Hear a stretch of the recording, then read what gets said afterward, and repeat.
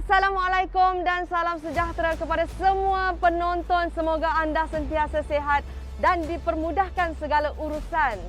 Saya Janani dari Banteras COVID-19 akan melaporkan isu-isu terkini yang sedang berlaku sepanjang minggu.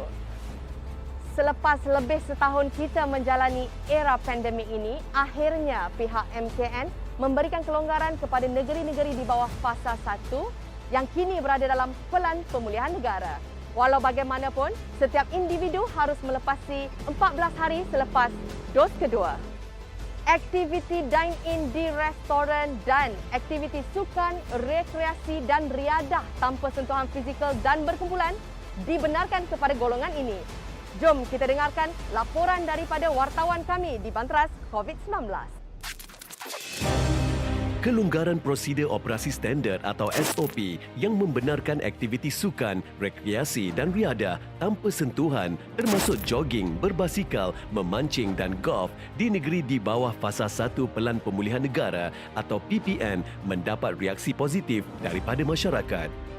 Lama berkurung di rumah, kesempatan itu diambil warga kota khususnya untuk beriadah, antaranya di Taman Awam di bawah pentadbiran Dewan Bandaraya Kuala Lumpur. Apa pandangan pengunjung seperti Azrul Ibrahimi mengenai kelonggaran SOP ini? Alhamdulillah lah, especially yang untuk budak-budak lah. Agak beberapa bulan macam terperak kat rumah. Ada peluang kita ambil lah. Kita berhati-hati tengok keadaan. Tak nak duduk rapat-rapat sangat dengan orang. Kesempatan ini juga dimanfaatkan golongan pelajar untuk menghilangkan tekanan. Gembiralah sebab duduk rumah tu boring sangat. Tak ada apa-apa aktiviti. Sekarang I feel like happy lah. Saya belajar STPM. So stress sangat. So now I can relieve my stress lah. Dalam keasyikan beriadah, pengunjung tetap menitik beratkan penjagaan SOP demi keselamatan diri. Orang takut tu memang takut jugalah. Tapi macam mana kan, kita bila dah divaksin mungkin rasa kebal. Tapi sepatutnya dah divaksin sepatutnya lebih berhati-hati sepatutnya. Cara mungkin nak recover balik daripada badan mungkin dengan aktiviti riadah juga ni lah. Sementara itu, seorang peniaga Zulkifli Mat Saleh bersyukur melihat kawasan ini kembali ceria dan peniaga sepertinya juga dibenarkan untuk berniaga. Saya bersyukur kepada Allah lah kerana diberi peluang untuk berniaga balik. Dah lama dah 4-5 bulan dah tak berniaga kat sini ni. Memang saya tengok yang budak-budak ramai berseronok lah. Macam dah lama tak dapat keluar. Semua happy lah kat sini. Bagi pelumba profesional daripada pasukan tim Sapura Cycling pula, giat kembali berlatih setelah beberapa bulan hanya menjalani latihan kecergasan di rumah. Meskipun peluang menyertai pelbagai perlumbaan tahun ini masih kabur berikutan penularan wabak COVID-19, namun kecergasan tetap diberi keutamaan agar sentiasa berada pada tahap prestasi terbaik. Nampak di muka dia orang excited. So sebab biasanya apabila kita exercise pagi ni dengan udara segar waktu pagi, lepas tu orang kata keindahan alam waktu pagi dengan matahari naiknya, so benda-benda tu dah lama kita tak dapat 2-3 bulan duduk berkurung kat rumah. So kita boleh nampak pagi tu dia orang seronok lah. Maknanya alhamdulillah back kepada normal. Apa pula reaksi Akmal Hakim Zakaria mengenai perkara ini? Bagus jugalah untuk saya punya mental, better kayu dekat luar daripada indoor. Kayu indoor kan all the time tak bergerak keras badan atas trainer kan. So bila kayu kat luar dia ada downhill, naik bukit, kena belok apa handling tu paling penting sekali lah kan. Kelonggaran diberikan kerajaan ini bagaimanapun bukanlah bermakna kita sudah menang. Terus sentiasa berwaspada dan pastikan pematuhan ketat SOP. Jangan bersesak ketika beriadah dan jaga jarak selain kekalkan pemakaian pelitup muka dalam beradaptasi pada kehidupan norma baru. Aktiviti sukan dan riadah yang telah dibenarkan di negeri-negeri di bawah fasa 1 telah membuatkan ramai orang berasa lega. Namun begitu, anda haruslah menjaga penjarakan fizikal dan segala aktiviti yang dilakukan di kawasan terbuka hanyalah bermula jam 6 pagi sehingga 10 malam sahaja. Kepada ibu bapa yang membawa anak-anak anda, pastikan anda menjaga kesihatan dan keselamatan anak anda. Oleh kerana terdapat 7 buah negeri yang kadar vaksinasinya kurang daripada 55%, program imunisasi COVID-19 kebangsaan diperhebat di kawasan tersebut dan juga di kawasan-kawasan pendalaman. Kita ikuti laporan dalam segmen info minggu ini. Sabah antara 7 negeri diberi perhatian khusus di bawah program imunisasi COVID-19 kebangsaan atau PIK dengan peruntukan 2.89 juta dos vaksin COVID-19 yang dijangka tiba bulan ini, termasuk untuk vaksin dos tunggal CanSino bagi penduduk pedalamannya. Di daerah yang mencapai kadar vaksinasi 80% atau lebih menyaksikan pembukaan semula sektor pelancongan yang dimulai Pulau Langkawi Kedah sebagai projek rintis program gelembung perjalanan bermula 16 September ini. Ia disusuli Labuan yang telah mencapai 100% populasi dewasanya lengkap menerima 2 dos vaksin. Perkembangan ini juga membolehkan kerajaan memulai usaha memvaksin golongan remajanya pula bermula di Sarawak pada 8 September 2021 bagi mereka yang berusia 16 dan 17 tahun selain golongan 12 dan 15 tahun yang berisiko tinggi atau mempunyai penyakit kronik sebelum kempen diteruskan di Labuan dan Lembah Kelang nanti.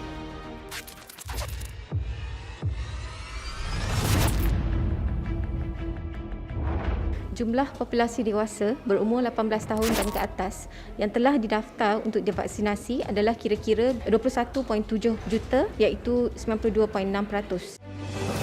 Bilangan dos 1 yang telah diberikan untuk populasi dewasa yang berdaftar adalah kira-kira 20.9 juta iaitu 63.7%. Manakala bilangan dos 2 yang telah diberikan adalah 16.3 juta iaitu hampir 50%.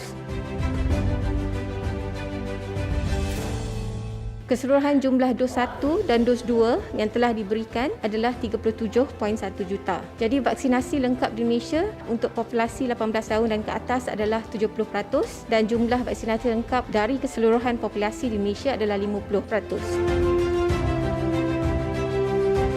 Terdapat 4 jenis vaksin yang kita berikan di Malaysia iaitu Pfizer, kita telah berikan sebanyak kira-kira 16.7 juta, Sinovac pula 17.4 juta, AstraZeneca kira-kira 3 juta dan CanSino adalah sebanyak 43,600 dos telah diberikan di seluruh Malaysia.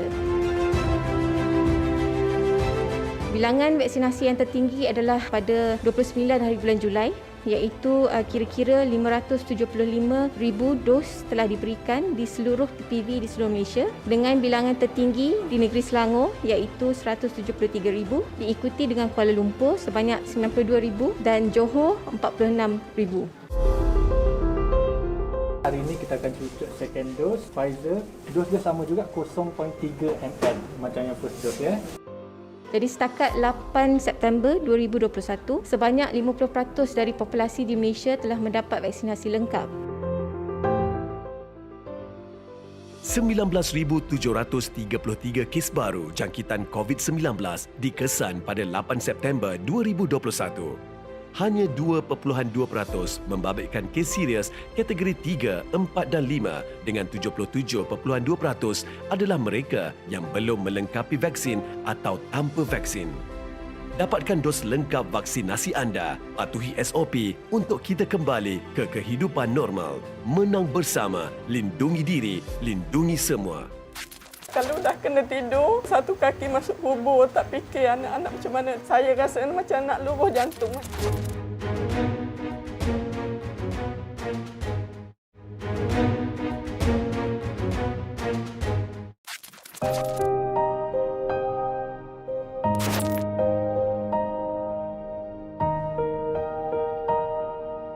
Hari ini saya akan membawa anda penonton Badras COVID-19 bersama dengan saya, Abang Nazrin daripada Biro Kebajikan Finas dan juga di kanan saya adalah Datuk Musa, pengasas kepada Koperasi An-Najah. Dan hari ini kita akan membawa anda untuk menyelami kisah duka sebuah keluarga, seorang ibu tunggal yang baru sahaja kehilangan suami. Diuji seawal beliau sekeluarga disahkan dijangkiti COVID-19 sehingga akhirnya suami dijemput ilahi. Selama hidup bersama, makan pakai Norida dan anak-anak yang berusia antara 2 hingga 16 tahun disempurnakan suaminya. Tanpa Allahyarham, ibu tunggal ini bagai hilang punca.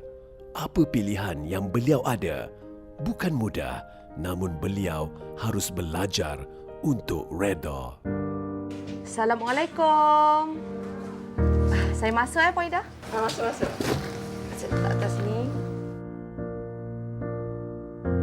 Sekarang ni bersama dengan saya adalah Puan Ida, seorang ibu tunggal yang baru saja kehilangan suami. Kita sangat-sangat tersentuh adalah bila kepayahan Puan Ida sendiri harus melalui kepayahan ni dengan 5 orang anak yang masih lagi kecil. Boleh Puan Ida cerita dekat kami macam mana Puan melalui fasa yang sangat sukar ini? Otak buntu kosong. Tak tahu nak cakap apa. Sebab sekelip mata suami tak ada. Sebab punca kena dulu, saya dulu kena. Lepas tu anak-anak semua 5 kena. Saya duduk dekat hospital 9 hari, saya pun masuk oksigen 9 hari. Lepas tu saya dah boleh balik, baru saya dapat tahu suami dah memang teruk. Suami terpaksa kena tidurkan. Hati Norida Yusof, 40 tahun, hancur kala dia beritahu bahawa suaminya, Azizi Muhammad, 46 tahun, perlu ditidurkan. Saya dah balik rumah pukul 12.30 malam, suami buat video call. Dia cakap dengan saya, abang terpaksa kena tidurkan, dia kata. Habis saya cakaplah, kenapa abang sanggup nak kena tidurkan? Abang tahu tak, kalau dah kena tidur, dah kena komakan satu kaki masuk kubur, tak fikir anak-anak macam mana. Tapi dia tak boleh cakap apa, dia cakap dia tak kuat, dia tak tahan. Paling ditakuti suri rumah ini adalah panggilan telefon daripada hospital. Kerana Allahyarham Azizi adalah nyawanya. Ternyata Tuhan lebih mengetahui. Daripada 1 hari bulan dia masuk sampai 9 hari bulan dia tak turun katil. Dia buang air pun pakai botol. Memang dia tak boleh turun, tak boleh buka oksigen. Setiap hari doktor bagi tahu, saya rasa macam nak luruh jantung, macam memang seksa sangat. Setiap hari saya akan tunggu doktor call. Masa petang hari raya haji, doktor bagi tahu suami awak dah kritikal. Dia kata kalau boleh awak datang tengok, awak bagi tahu saudara mara, bagi tahu kawan-kawan. Saya cakap kenapa suami saya boleh teruk macam tu. Biarpun Allahyarham ketika itu telah bebas daripada COVID-19, bapa kepada 5 anak mereka itu sebaliknya berdepan komplikasi pula. Suami punya paru-paru habis dah 90% dah rosak. Lepas tu dekat paru-paru pun ada darah beku. Oksigen naik ke otak pun dah tak berapa ni. Masa last sebelum dia tak ada, sebelum doktor cabut oksigen tu, susu pun dia dah tendang, tak boleh masuk. Itulah saya rasa macam terkilan tau. Masa saya lepas cabut oksigen tu, saya tunggu dia. Tapi saya tengok dia okey. Lepas tu nurse suruh saya balik. Saya balik sekejap, tak sampai setengah jam doktor dah call dia dah tak ada. Itu saya rasa macam menyesal sangat saya tinggal dia masa tu. Norida cuba mencari kekuatan yang masih bersisa. Entah bagaimana beliau hendak melalui masa getir ini. Namun yang pasti, beliau harus kuat demi anak-anak yang diamanahkan suaminya. Arwah dikebumikan sebagai pesakit COVID ataupun sebenarnya dikebumikan dengan cara yang biasa? Masa dia meninggal pun, dia dah bebas COVID, jadi kita orang boleh bawa balik jenazah dia dekat rumah. Memang anak-anak dapat mandikan jenazah arwah ayah dia semua. Jadi Puan ada tak macam kata-kata semangat? Mana yang terima nasib macam saya ramai juga sama tempat sekolah anak-anak tu, ramai yang ada yang ibu dia meninggal, ada yang ayah dia meninggal tu. Mungkin boleh bersabar, reda dengan semua ni lah. Ini ada sedikit sumbangan daripada pihak Finas dan juga pihak kami, Banteras COVID-19. Dan kita harap sumbangan ini sedikit sebanyak membantu ataupun dapat meringankan beban Puan. Terima kasih kerana sudi berkongsi dengan kami di Banteras COVID-19. Saya pun nak ucap terima kasih jugalah sebab sudi datang ke rumah saya, bagi sumbangan semua ni. Ya. Kembali bersama saya Jananik dalam Banteras COVID-19. Sesungguhnya, virus COVID-19 ini tidak mengenal mangsanya. Dan kerana itulah 5 anak-anak Puan Ida bertukar menjadi anak yatim sekelip mata. Ditinggalkan dengan status ibu tunggal dan suri rumah, kini Puan Ida terpaksa membesarkan 5 orang anak-anaknya sendirian tanpa kehadiran suami tercinta. Dalam tempoh setahun ini, pelbagai varian telah muncul. Dan yang terkini, varian MU yang dikatakan lebih berbahaya daripada varian-varian sebelum ini. Ingin tahu lebih lanjut tentang varian ini? Kita ikuti segmen Rentas Dunia. Lebih daripada 39 negara, termasuk Amerika Syarikat dan Eropah, sudah melaporkan kehadirannya. Mu adalah varian kelima dan terbaru diklasifikasikan sebagai Variant of Interest atau VOI oleh Pertubuhan Kesihatan Sedunia atau WHO sejak ia dikesan kali pertama di Colombia pada Januari 2021. Colombia sebagaimana negara Amerika Selatan lain merancakkan kempen vaksinasinya yang dilihat mula menyaksikan penurunan kes. Mu adalah yang kedua dikesan di benua itu selepas Lambda yang mula ditemukan di Peru pada Disember 2020. Pernah mencatat kes jangkitan tertinggi pada 28 Jun 2021 iaitu sebanyak 31,256. Data pada 6 September lalu mencatat kes di Colombia berkurangan menjadi hanya 1,787 ketika hampir 48% penduduknya telah menerima sekurang-kurangnya satu dos suntikan vaksin. Di Colombia dan Ecuador, Mu didapati berpotensi bersifat lebih mudah berjangkit mengatasi Gamma dan Alpha. Mu setakat ini mungkin tidak seganas Delta, namun ada kebimbangan ia mungkin lebih ampuh terhadap vaksin coronavirus berbanding varian lain dan dunia tidak ada alasan untuk lalai dengan kemunculannya.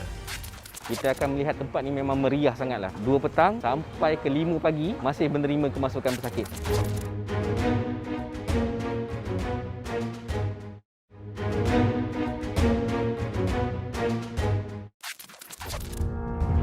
Setelah 2 bulan beroperasi, Pusat Pemberian Vaksin Industri atau PPVIN di Lapangan Terbang Antarabangsa Kuala Lumpur atau KLIA yang dihaskan untuk sektor pengangkutan udara akhirnya menamatkan operasinya pada 6 September 2021.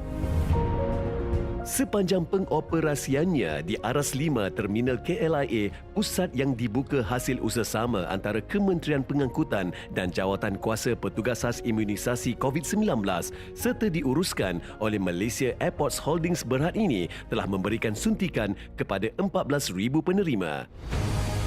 Ia sekaligus mencatat sejarah dalam kejayaan kempen program imunisasi COVID-19 kebangsaan membabitkan pengendalian pemberian vaksin secara khusus kepada pekerja industri penerbangan termasuk pekerja syarikat penerbangan tempatan dan asing, petugas lapangan terbang selain pekerja kargo di Malaysia. Malaysia akan hanya menang setelah 80% rakyatnya divaksinasi. Jangan gentar, penawar ada di tangan kita. Lindungi diri, lindungi semua. Terima kasih kerana masih setia bersama kami dalam Bantras COVID-19. Dapat kita lihat tadi dalam paparan pengurusan operasi di PPV KLIA Kelolaan Malaysia Airports dengan kerjasama Kementerian Pengangkutan Malaysia, CITF dan Protect Health. Bermula operasi daripada 5 Julai 2021 sehingga hari terakhir operasinya seramai 14,000 orang telah berjaya menerima vaksin. Peratusan penerima vaksin semakin meningkat dan insya-Allah suatu hari nanti kita pasti mencapai imuniti kelompok seperti yang disasarkan. Dan ini juga merupakan sebab kenapa pesakit-pesakit COVID-19 di MAIP dalam kategori tahap 4 semakin berkurangan. Jom kita tinjau suasana di Pusat Kuarantin dan Rawatan Berisiko Rendah MAIP. Pusat Kuarantin dan Rawatan COVID-19 atau PKRC Taman Expo Pertanian Malaysia Serdang yang lebih dikenali sebagai PKRC MAEPS 2.0 pada 8 Ogos lalu mencatat kemasukan seramai 525 pesakit kategori 4 iaitu jumlah tertingginya. Sebulan ini bagaimanapun menyaksikan penurunan ketara dengan kini mencatat hanya sekitar 100 orang sekaligus membuktikan keberhasilan program imunisasi COVID-19 kebangsaan PIK yang dilancarkan kerajaan sebagai usaha membendung penularan pandemik COVID-19. Kita telah mula mengambil semula pesakit-pesakit dengan kategori 2 dan juga satu yang especially dalam kategori yang sedang mengandung lah. So kita punya pesakit daripada kategori 1 sehingga kategori 4 sekarang ni. Alhamdulillah dengan penurunan kes-kes ni kita dapat memberikan pinjaman kepada negeri-negeri lain yang memerlukanlah. So sekarang ni kita dah menghantar lebih kurang dalam 500 oksigen concentrator dan lebih kurang 80 oksigen tank ke negeri-negeri lain lah. Jauh berbanding kesesakan yang dialami apabila pusat ini dibuka kali kedua Disember lalu, kadar penggunaan katil oleh pesakit COVID-19 juga berkurangan sehingga 25%. Kalau kita mengimbau daripada awal pengoperasian PKRC ni, dalam sehari kita menerima lebih daripada 1,000 pesakit. Memang majoritinya pada ketika itu adalah pesakit kategori 1 dan 2 lah. Dan bila kita melihat daripada aspek operasi, kita akan melihat tempat ni memang meriah sangatlah. Daripada 2 petang sampai ke 5 pagi masih menerima kemasukan pesakit. Berbanding dengan sekarang, apabila kes-kes makin berkurang dan kes-kes kategori 4 pun berkurang, kita melihat pengoperasian dia tu akan selesai dalam sekitar jam 12 ataupun 1 pagi. MAEB sekali pertama diaktifkan sebagai PKRC pada 16 April dan ditutup 15 Julai tahun lalu. Bagaimanapun, PKRC MAEBS 2.0 diaktifkan semula pada 9 Disember lalu susulan peningkatan kes COVID-19. Penurunan kes di tahap 4 telah berkurangan 5 kali ganda berbanding sebulan yang lalu. Pesakit-pesakit yang memerlukan alat bantuan oksigen juga telah menurun ke angka 100 berbanding 525 orang sebelum ini. Kita doakan yang terbaik dan semoga virus ini akan lenyap suatu hari nanti. Itu saja untuk minggu ini. Jangan lupa untuk terus bersama kami pada waktu yang sama, hari yang sama, minggu hadapan. Ingat, Bantras sampai tumpas, kita mesti menang. Assalamualaikum. Bermula 10 September 2021, Lembah Kelang membabitkan Selangor, Kuala Lumpur dan Putrajaya beralih ke fasa 2 Pelan Pemulihan Negara. Ia diputuskan kerajaan selepas sidang khas Majlis Keselamatan Negara yang meneliti pembentangan situasi semasa oleh Kementerian Kesihatan.